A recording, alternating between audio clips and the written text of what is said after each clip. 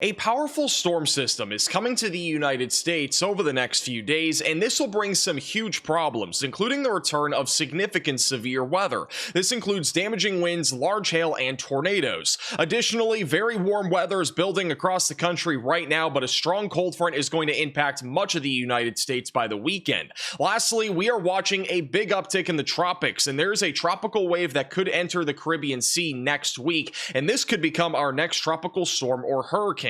So in today's forecast, we're going to break down exactly what you need to know about the weather that'll be impacting the United States over the next 7 days. And we will begin with what's happening across the country today. And we actually have a rare storm system that is sitting over California right now. And this brought a couple of tornado warnings to far western California, just outside of Los Angeles Monday night. This storm is going to continue to bring some rainfall to many areas along the West Coast, which will hopefully help to limit the rest of the fire season for California and Nevada. Now, as the storm system continues to track to the east, we are anticipating a low-end threat of severe weather today, Thursday, and Friday across parts of the Rockies and into the central and northern plains. But the big day will likely be on Saturday and even Sunday. We are expecting a threat of severe weather across many areas in the Ohio Valley, the Mississippi River Valley, and all the way back through the East Coast, with all hazards of severe weather being on the table. And then once we go into next week, we are going to see a very active weather pattern. We are likely going to see multiple storm systems impacting the United States, and we are going to talk all about this in just a moment. Now, over the next couple of weeks, we are anticipating one of the most active weather patterns that we've had across the entire lower 48 since basically July of this year. It's been a while since we've seen a jet stream pattern like this, so let's talk more about it. This is what it looks like right now in our mid-level flow in our jet stream. We have a low pressure system that is currently centered over the desert southwest that brought a pretty rare storm system to California yesterday and even on Monday, and then we have a high pressure system sitting along the Gulf Coast, a meridional flow overall, which means that there's a lot of curvature in our jet stream. This usually indicates it's an active weather pattern, and that is what we are going to be experiencing for the next couple of weeks, because as we go into Thursday and Friday, our first of many storm systems will be ejecting over the Rockies. This will bring some isolated to widely scattered severe weather for parts of the northern and central plains on Wednesday, Thursday, and Friday. I don't expect any outbreaks of severe weather out of this storm system, but as we go into late Friday and Saturday, we are going to have another shortwave trough develop. This one is actually going to develop much further down to the south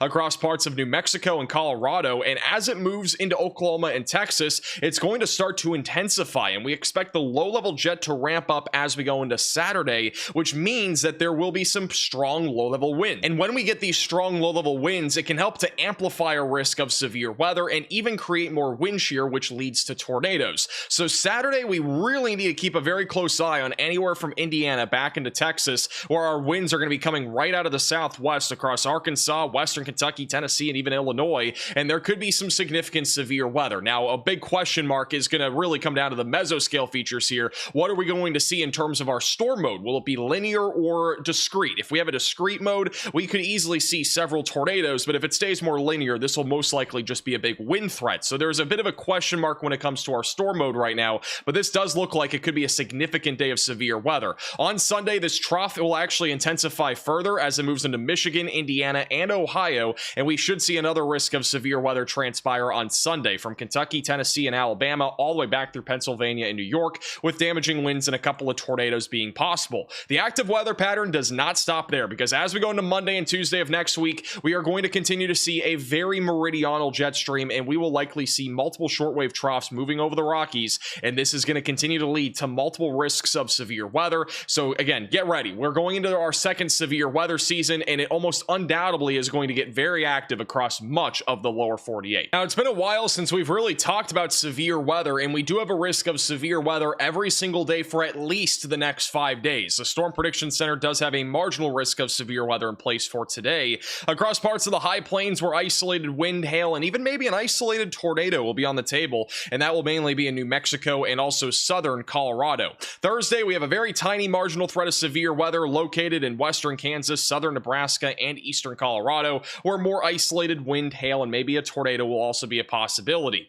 Now, as we go into Friday, the risk of severe weather begins to grow and also expands into a more populated area. This is mainly for most of Oklahoma, Kansas, also into western Missouri near Kansas City, and into the Texas Panhandle, where isolated damaging winds, hail, and an isolated tornado is a possibility. Now, the real story is going to be on Saturday and Sunday for significant severe weather. The Storm Prediction Center has a slight risk of severe weather already in place, which does include southern Illinois, all of Arkansas, and all the way down as far south as Louisiana and northeast Texas, where all hazards of severe weather will be on the table, including significant damaging winds, some large hail, and a potential for a few tornadoes. Additionally, as we go into Sunday, the threat of severe weather will shift off to the east. We're expecting at least isolated damaging winds and an isolated tornado risk, but that could change and it could increase as we get closer to Sunday. Now let's put this all in more simplistic terms with our future radar. This is what it looks like tonight. We're going to have a low pressure system sitting right over Wyoming and Colorado with a very low end risk of severe weather. But as we go into Thursday, our threat of severe weather should grow just a little bit across Nebraska, Kansas, and Colorado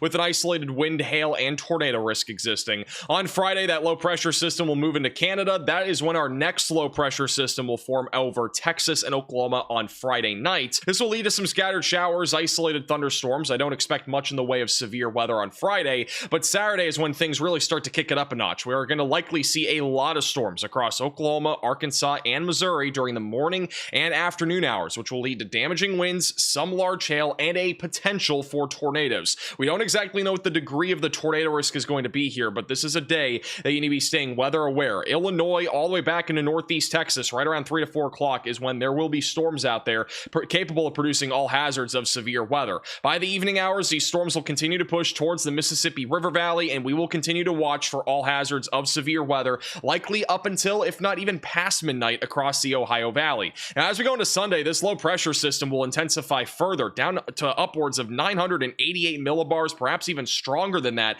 as it moves across the Great Lakes on Sunday. This basically means is that we are going to have very tight isobars across all of the Ohio Valley in the northeast. We are going to see very high wind gusts and also much colder weather on the backside of this low pressure system for the Midwest and the Ohio Valley. On top of that, we will likely see more severe weather on Sunday from New York all the way back into Alabama and Georgia, with some damaging winds and a low-end tornado risk existing. As we go into Monday and Tuesday, high pressure builds along the East Coast, and then from there we should see more big storms during the middle and end of next week, but exactly where those happen and how large they are do remain uncertain. Now, beyond all the severe weather that we're going to be talking about, the temperatures are going to take a pretty big swing as we go into this weekend. Above average temperatures are currently dominating most of the Ohio Valley, Midwest, back into Texas, but by the time we go into Sunday and Monday, we're going to get a pretty intense shot of cold air across the Midwest and the Ohio Valley. This all indicates that temperatures will drop by about 5 to 15 degrees, especially if you are in Illinois on Sunday. I do expect temperatures to be quite below average for that area, and then as we go into Monday and Tuesday, that cold air will make its way into Maryland and also into New England, where temperatures will fall by about 10 to 15 degrees or so. Heat's going to return by Tuesday and Wednesday for most of the Great Plains, and then from there, we will likely see more big storms, and exactly where those come from will determine how cold it's going to get, but it's too early to tell exactly how cold it's going to be by the middle of next week. I do think what's going to happen, though, right around Monday to Wednesday is that below average temperatures will be mostly across the areas west of the Rockies, and then east of the Rockies will be primarily above average temperatures. But keep in mind, things could change over the next few days. And the tropics are fairly quiet for now, but I do not think it's going to stay that way. We do have Tropical Storm Lorenzo east of the Lesser Antilles. This is going to be a fish storm. It's going to turn out to sea. If you have any fish friends out there, definitely make sure to let them know. But on the other hand, there is a tropical wave that's going to be coming from Africa over the next week. It's not expected to develop anywhere in the main development region, but by the time we go into the early to middle portion of next week, there is a chance it could form in the Caribbean Sea. We've had basically nothing in the Caribbean or the Gulf so far in 2025. I do think that could change, though, and this is almost the last gasp at this point for hurricane season. This is basically one of the last opportunities that we have of anything significant forming, and that could impact the United States. So this is an area that we need to keep a very close eye on during the early to middle portion of next week for tropical development. Now, I don't typically show models over 7 days out. However, this is an exception because this is the GFS Ensemble Group, which does indicate some gradual development of a tropical system around 6 to 7 days from now in the Eastern Caribbean Sea. But a lot more of these ensemble members catch on to this by Wednesday or Thursday of next week, showing a more high confidence scenario of something developing near the Greater Antilles or just somewhere in the Caribbean Sea. From there, we don't have any clue where this could go, but it's obviously something we need to keep an eye on because there's a lot of scenarios where 1, it could go into the Gulf, 2, it could just go through the Greater Antilles, maybe even near Florida, 3, it could also turn out to sea. There's a lot of things that could happen here, and I just want to reiterate that we are not done with hurricane season yet, so we need to keep an eye on this. And as always, thank you all so much for watching today's forecast. If you are new to the channel, make sure to subscribe subscribe down below. There is a chance of a live stream for severe weather on Saturday, so click the bell icon so you're notified with the latest updates. I also want to remind you that we now have a 24/7 live stream on our second channel. This is a camera live stream, has tons of weather cameras across the United States, and we're going to be adding even more to this over the next few weeks. So make sure to go check this out. It's on the More Max Velocity YouTube channel. There's also a link at the top of the description. Thank you all so much for watching, and we'll see you all again in the next forecast.